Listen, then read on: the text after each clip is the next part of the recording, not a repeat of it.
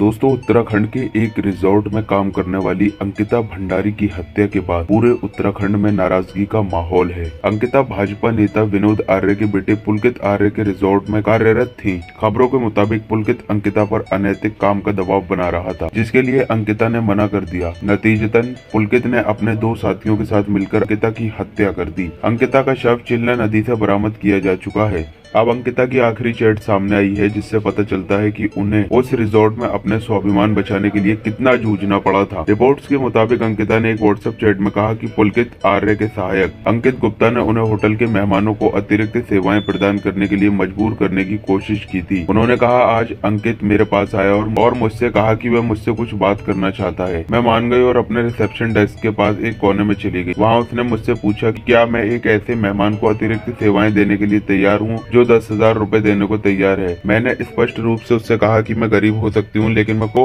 आपके रिजॉर्ट को 10,000 रुपए में नहीं बेचूंगी। उसी चैट में अंकित भंडारी ने कहा, मेरे जवाब के बाद उसने फिर स्पष्ट करने की कोशिश की कि वह मुझसे ऐसा करने के लिए नहीं कह रहा था, बल्कि किसी ऐसे अन्य लड़की को सूचित करने के लिए कह रहा था जो इस काम को करने में इच्छुक हो। लेकिन मुझे पता है कि उसने उस ऑफर को केवल मेरे लिए ही कहा था, यह सोचकर कि मैं राशि जानने के बाद से सहमत हो सकती हूँ।